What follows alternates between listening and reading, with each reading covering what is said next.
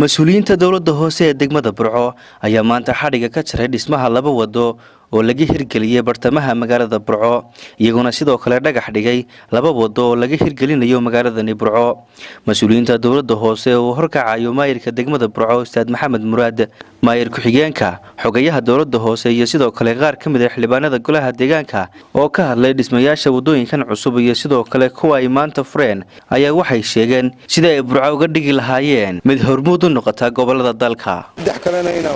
aanu sameeyno biidnillaah waxa qorshaysan 5 wado oo ka dambeeya labadan maanta aan xiriir ka jarayno oo laba imika aan dhagax dhigayno. 5 wado ayaa qorshaysan waana waxa laga dhisayaa waxa weeye waa wixiinu xoolihiina xoolo meel kale la keenay ma aha. waxa iyaguna imika laba mashruuc ka socda dowladda hoose oo mid uu yahay geedkii dowladda hoose geedkii Ingiriisku kaga tagay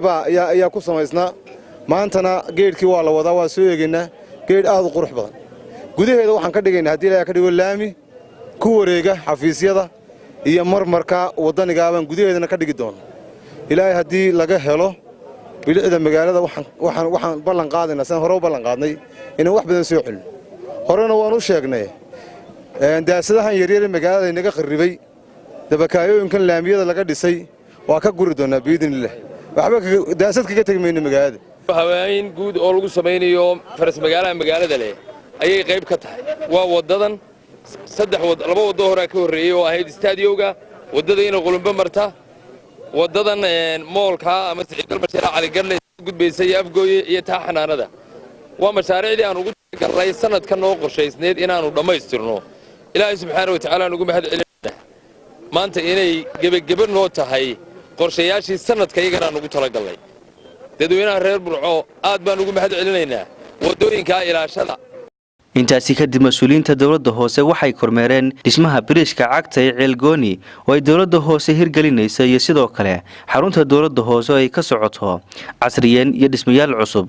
bismillaahir rahmaanir rahiim salaamu calaykum waraxmatullaahi wabarakaatuh. kormeerkii ayaynu ku guda jiraa maanta waxaan halkan ay dhex joogno waa xaruntii dowladda hoose ee magaalada Burco. waxa halkan iminka dhinaceena maraya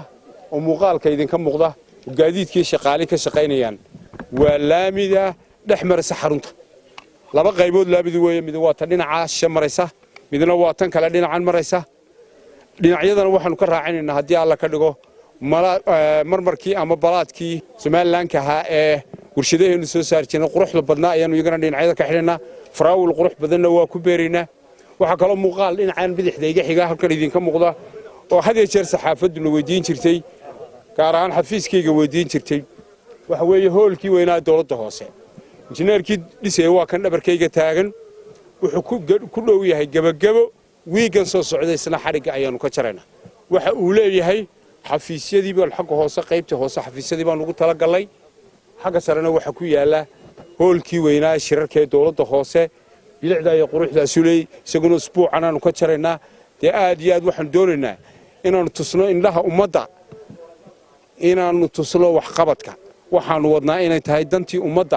ummaduna inay isku kaayo garab taagto reer Burco cashuurtana si hagar la'aan. Shaafici Maxamed Ibraahim, telefishinka caalamiga ee Somali Cable, magaalada Burco ee xarunta gobolka Togdheer.